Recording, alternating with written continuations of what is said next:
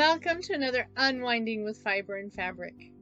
I am so excited to be able to bring to you today the finished granny square afghan that my daughter's been making this past year. For those of you that have been following my channel for a while, or for those of you who have searched through my spinning videos, you will know that last year around this time I had finished up my Countdown to Christmas collection of yarn and was in the process of wrapping them all up into individual little packages to be sent off to my son overseas and also to be given to my daughter. I had taken each skein of yarn, I had divided it into two balls. One set got wrapped up and sent to Europe. The other set stayed here.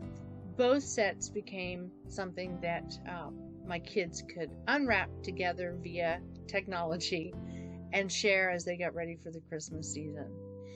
I made enough skeins of yarn that they could unwrap a fluffy little package each day between Thanksgiving and New Year's.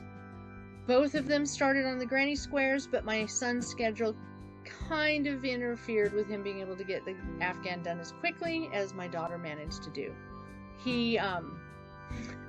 He's right now a full-time student and full-time military personnel, so he's a little on the busier side, whereas my daughter has a little bit more time and she has a little more experience with granny squares. She has been joking that if he doesn't get his granny square afghan finished before he comes back to the States next year, that she might take the yarn from him and finish his afghan for him. However, I think I might be able to keep her busy with other spinning, knitting, weaving projects that she might let him finish his granny square afghan. But she finished hers. It was her kind of go-to project when she watched TV. It wasn't a big rush. She has worked on a number of other things, but just last week she finished putting the edging on the last blocks, and I have it here to share. And of course, as usual, I will share some photos of it all laid out, but I do have to tell you how excited I am to see this finally put together. I have made available on Ravelry, in my projects, in my spinning projects, I have made available pictures of each square with their corresponding skein of yarn and the corresponding dyed fiber, because as those of you that have followed me know, that what I did is I started off by dyeing all of these yarns, spinning all of them before giving them to the kids to crochet. I love how my random colors really turned out. When I dyed these, I used a very random, simple method. I just picked 3 or 4 colors of dye, poured them on randomly on the fiber, set the dye, and just had beautiful modeled, interesting color palettes. Some of my favorite ones, just still amaze me when I see them, like this purple right here. When you see the corresponding hank of yarn or hank of fiber that I had, you're not sure necessarily how it's going to turn out when it's crocheted or when it's knitted. And I know that sometimes people get a little nervous about buying some artistic yarns, artistic fibers out there, because they're like, well, how am I going to spin it? How is it going to turn out? And so that was one of the things that I wanted to show when I started this project a year ago, is that you can have a lot of fun playing with dye, playing with color, rather like finger painting, and it's going to turn out beautifully as long as you stay into some, there's some kind of rules. Staying in the same kind of color family, of course, you're certainly going to have a beautiful result. But occasionally going into even a little bit of different color. Here's one. If you notice here, there's some yellows and there's some greens and there's some blues in that one. And so when you see that dyed, it can make you think, oh, well, when I spin this, it might turn muddy. And that is possible. But what I did was very just simple, basic spinning. I show all of it in the videos if you go back and you take a look. But I kept it simple. I kept it random. I kept it finger painting with yarn in essence. And it turned out, it just turned out luscious and beautiful and everything I had hoped for. So I recommend if you are interested in doing some dyeing of your own, if you're curious as to how I spun it, because I did want to keep it a very simple spinning technique, go back and take a look at the Countdown to Christmas collection yarns from a year ago. One of the things that I wanted to say about the way that I spun the yarn, some people say, well, why are you taking all the time to split the yarn the way I was splitting the yarn? Or, sorry, I keep getting the words mixed up. Splitting the fiber the way I was splitting the fiber in order to spin. And one of the reasons that I did that was my kids both spin, and trying to help them develop better technique, but also having better consistency without frustration is one of the goals that I have, because they don't have as much time to dedicate to the spinning as I've had. So I want to make it fun and successful for them.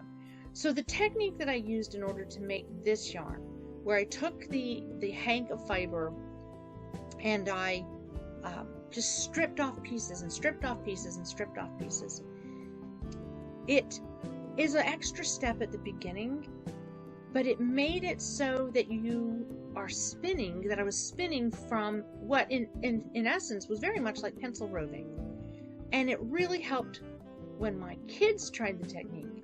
It really helped them get much more consistent yarn. And in the case of my daughter, since she was here for me to compare it to, she was able to spin a yarn with almost an identical gauge to the yarn I was spinning with the same type of fiber. And she used it in a project that she did to great success. Some of the yarn I had spun, some of the yarn she had spun, and it really is very similar in gauge and texture and feel, the whole thing. And so it was a very successful experiment that I was doing. So if you're newer to spinning, or if you're trying to teach somebody who is newer to spinning, you might want to give a glance at those videos as well. The technique really did work to boost her confidence, to boost my son's confidence, that they could get a very specific type of yarn time and time again. So it was a great project. It was a wonderful, wonderful way to enjoy some playing with color. I love, in essence, finger painting with dye. Random pots of color, sort of random, I should say. I was kind of careful in how I was picking my colors, but definitely was very random in how I was dyeing the fiber, and then very consistent in the way I was trying to spin it. So I hope that you enjoy seeing this and all the pictures that I'm sure I have been posting here of this Afghan. I will tell you, it is heavy. It is definitely a heavy weighted type feel of an Afghan. There's nothing light and fluffy about it, and it's exactly what she wants as an Afghan on her bed. I have a cat, so I hope that we don't get interrupted here. It seems that if I'm the only person in the house, the cats have to come and see what I'm doing if I'm talking to the camera. So the Afghan is a little on the heavy side, and that's how my daughter likes her Afghans. They work really well over the top of her quilts. In fact, she's been holding off using this because she knew I wanted to put it in the video, and we wanted to avoid having more cat hair on it than it ended up getting just in the process of crocheting it. But tonight the temperature is dropping. We're going to have a blast of winter, and I know that this is going to go on her bed tonight, and she will love cuddling up with it and having it hold everything in place. And I'm sure that my 2 cats will claim it as their own in turn. So maybe that means they'll sleep with her more than they'll sleep with me now that she has this to put on the bed. The cats do love my handspun. They love when they can curl up with the wool. They just seem to know that it's going to be warm. So I wanted to show you that. I also wanted to show you some pictures of my spinning wheels. I had a request from one of the people who viewed my video to show pictures of my spinning wheels, and I have a few of them. Let's see. So I will start with my Crochet Symphony. It is it's not the first wheel that I purchased. It was actually my 3rd spinning wheel. When I first started spinning, I bought a Crochet Sonata. I'll definitely show that picture here. And I bought it because I wanted something easy and portable. I had never spun before. I hadn't had an opportunity to go and check out spinning wheels. I did sit down at a spinning wheel from a lady who raised Angora rabbits, and that was my only experience sitting at a spinning wheel. Like most things, when I get a thought that I need to do something, I kind of run with it. So I ordered the spinning wheel, had it shipped to me, and I didn't even have any standard prepared spinning fiber, but I did have a lot of Angora, groomed Angora fiber out for my rabbits, and I started spinning with that. About 2 weeks after I got my spinning wheel, I was able to go to the Estes Park Wool Market in Estes Park, Colorado, and I bought a bunch of CVM and Corriedale Lincoln, and I had a lot of much easier to spin fibers to play with, and that's how I started spinning. So my Crochet Sonata was my first wheel, but I fell in love with the look of the Crochet Symphony, and it may have been the next year or the following year after that, but I had an opportunity to sit and try one out at the Estes Park Wool Market, and I just loved it. I just absolutely loved the look of it. I loved the feel of it. Everything about it just called to me. And so we saved our pennies, and I eventually was able to get a Crochet Symphony, and it is my workhorse. It is the spinning wheel that I do the majority of my spinning on. I just get in a happy spot, and I spin and I spin and I spin. And so it does most of my work, and my Crochet Sonata does most of my plying. I very seldom ply on anything other than the Sonata. I have the jumbo flyer attached to it pretty much permanently, and I just do all my plying on it. So after I had my Sonata and my Symphony, my daughter I guess there was another wheel. For a brief time I had an Ashford traditional. I picked that up at used, and I used it for the purpose of going to demonstrations, etc., and letting people try their hand at spinning or demonstrating spinning. I felt a little more comfortable with an older wheel that didn't have as many breakable parts. It was a sturdy wheel, and so I had that. I felt more comfortable going to demonstrations with that for a while. I've since passed that one on to someone else, and eventually I ended up getting my Crochet Minstrel. Now, the reason I ended up getting the Minstrel, besides the fact that it's absolutely adorable, sweet little wheel, was I found that there were times I needed to face the wheel straight on. with the symphony, the way that it's angled, it's I feel it's a little different body position that I end up taking when I spin with that wheel. And so there are times when I just don't feel very well. I have to take things at a slower speed, and I have to be very careful with my physical movement. And so when I saw the Kromsky Minstrel, and just of course fell in love with the cute little wheel, because it's a sweet little castle wheel, and it just called to me. Yes, you know, you get one, and of course they breed like the rabbits did. But I did find that when I got the wheel, I can sit at that wheel and I can spin quietly. So I use that when I'm spinning, when I want to spin slowly, when I want to spin, not because the wheel is slow, but because just the whole configuration of it. I slow down, I take my time, I enjoy the rhythm of it without any kind of rush or feeling of deadline. And so when I don't feel well, when I really just simply don't feel well enough to work on bigger projects, I'll pull out the Minstrel and have quiet spinning time. So I probably should mention, when I started spinning,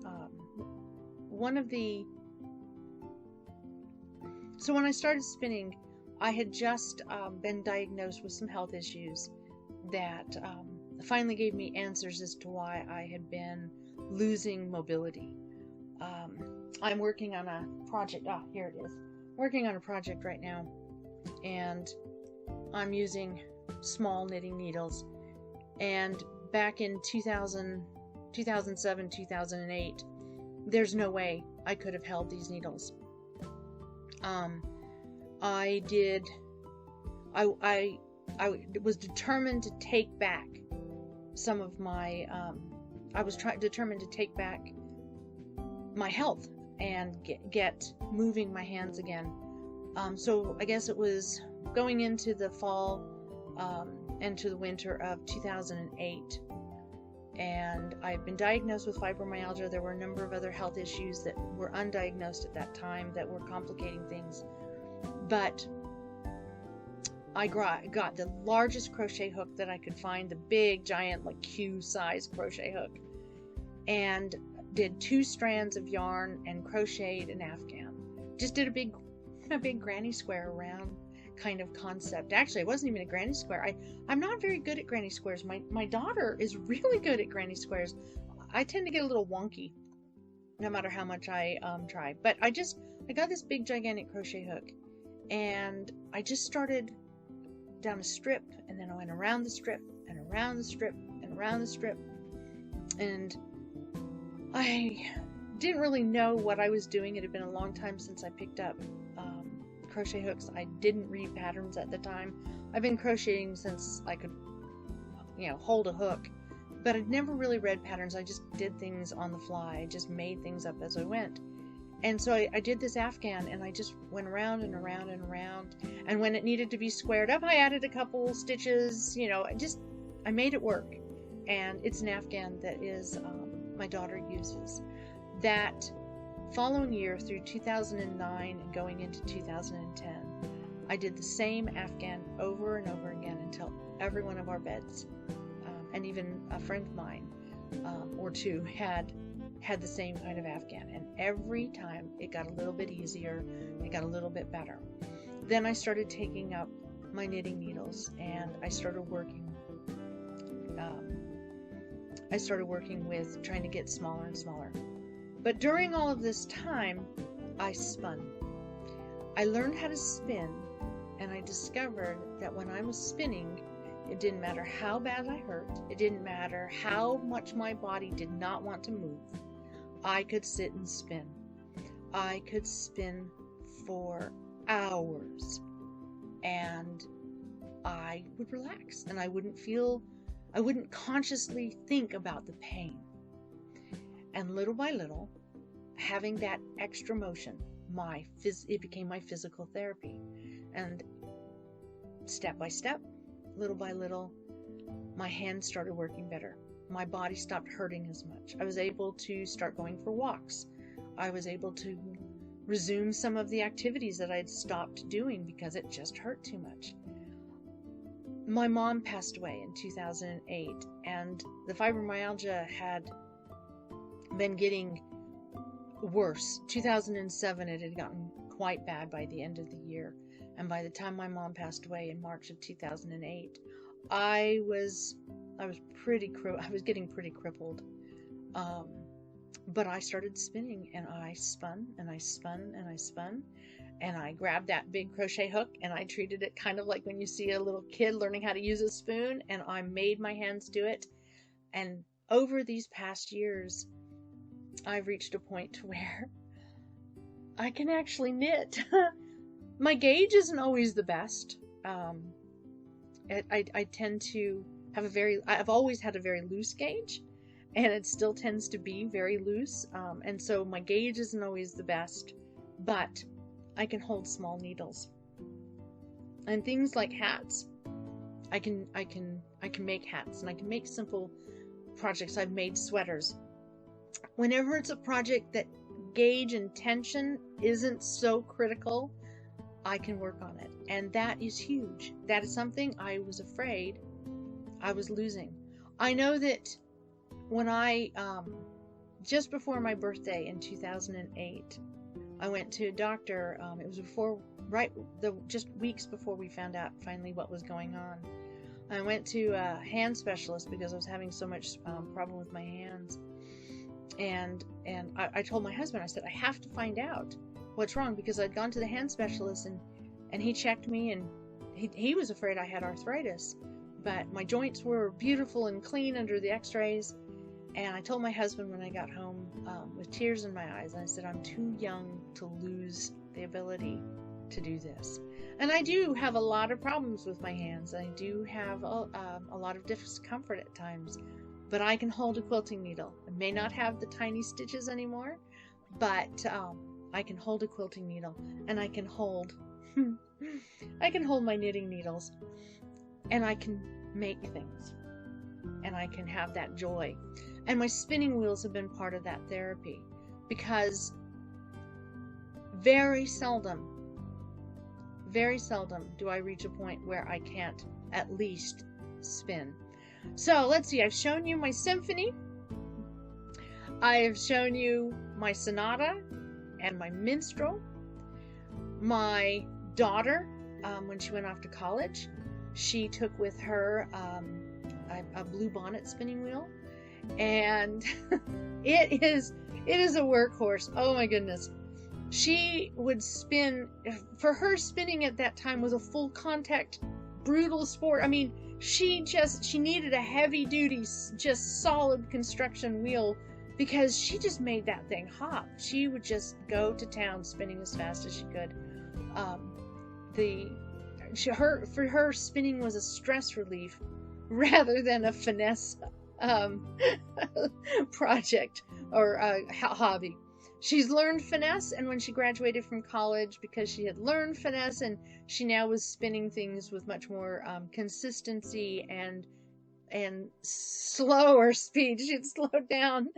We ended up getting her, in fact, it's right here, another minstrel. We asked her what she wanted, because she'd tried the symphony, she had tried my minstrel, she had tried the sonata, and she really wanted the minstrel. My son, when he took up spinning, he fell in love with my sonata, so he ended up getting a matching sonata, and he has that. Because of his career choice, he knows he'll be moving quite a bit, and the sonata does fold up really well and travels well. So yes, we've become a family of Kromskys, it seems, at this point. But we keep my daughter's blue bonnet. It's a wonderful wheel that we can use when doing demonstrations, when we want to let somebody try the wheel out, to give it a try. And that's such a wonderful thing to have. it is a joy to be able to teach somebody how to spin. In fact, that's what ended up happening to my Ashford traditional. A friend of mine was interested in spinning, so I lent it to her, and she loved it. And so just before we moved, her husband bought that wheel for her, and it was one of the great joys, one of the greatest feelings of gratitude that I had, in order to be able to share the thing that I loved with her. I knew that she was having some issues. Her body was protesting a little bit as well, and I know that it was something that gave her joy, and it gave me a tremendous amount of joy to share that with her. She was somebody that I'd known for a while and was dear to me, and being able to share not just a hobby, but something that can change your life. It's not for everybody, but for some of us, it's therapy. It's mental, emotional, physical, and sometimes even a little spiritual therapy when we get to our wheel and we're creating something. And when what we've spun then gets turned into something for someone else as a gift, it is truly something that makes me have immense gratitude. I've been very, very lucky. I've been more than lucky. I have been fortunate beyond all measure to have a supportive spouse who understands how these things that I do make my quality of life better. The joy that I have comes from the fact that I can share, I can pass it on, but most importantly, it comes from the fact that I can still do. And for any of you that suffer from any kind of disability, you know what I mean when I say that. The joy of just being able to do. Maybe not having the best tension, maybe not having the best gauge, maybe not having the most refined finished project, but the joy that comes knowing that you can still pinch your fingers, you can still move, you can still do something, even when the weather comes in and the pressure changes and the joints stop moving, even when your mind is spinning with 1,000 things that you're worried about. When you can go to your craft, your hobby, your project, and you can do, it can really help you find balance and peace and calm. And so as I go into this holiday season, go into Thanksgiving next week, it is one of the things I am most grateful for. Actually, when I wrap it all up into one big package, it is the thing I'm most grateful for.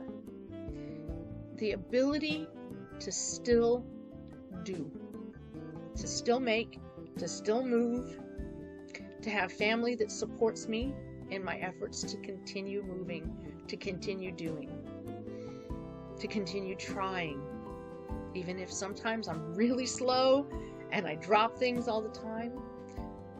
There are days that things work, and there are days that things don't work. And some of it's age, and some of it is infirmity from other things. But being able to do, it makes me think back to my great-grandmother, who even after losing sight in one eye and having diminished sight in the other, she still got up every day and moved and did what her body would allow her to do. She would keep trying to do, and it was an important lesson. She passed away back in 96. just months after my son was born. And I was so blessed to have known her for so long. She lived to over 100 years old. It was just shy of her 102nd birthday, if I have the dates and times right. And all of my grandparents made an impact on my life. My great-grandmothers truly instilled in me some important life lessons. And this specific great-grandmother, she kept her hands busy. She liked to keep her hands busy.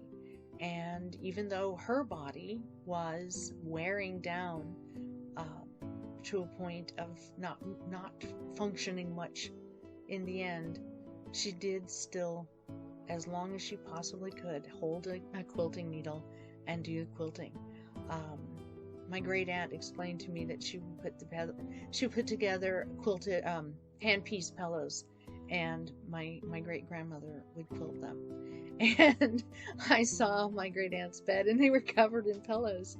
And my great grandmother, that was something she could do. She did it by, I think, probably feel more than anything by that point.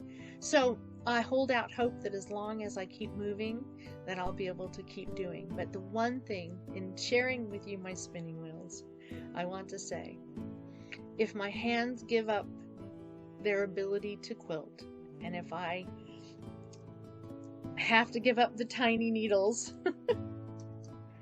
the one thing I do know is that I can sit at a spinning wheel and let fiber go through my fingers.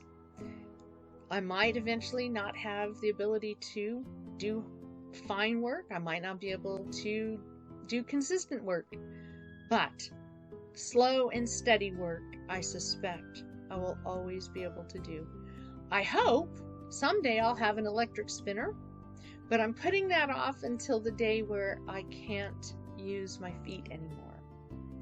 Because as long as I keep using the spinning wheel, my feet are moving, my ankles are moving, my hands are moving, I'm moving. So I hope you've enjoyed seeing an Afghan and some spinning wheels and hearing my story of gratitude as we go into this holiday season. I look forward to seeing you again soon. I'm working on a ton of things to bring to you for the holiday season, the countdown to Christmas, starting December 1st. I'll be posting those videos. So until then, I wish you wonderful joy, happiness, and I hope you can unwind with some fiber and fabric in your own homes. Take care, and we will see you soon.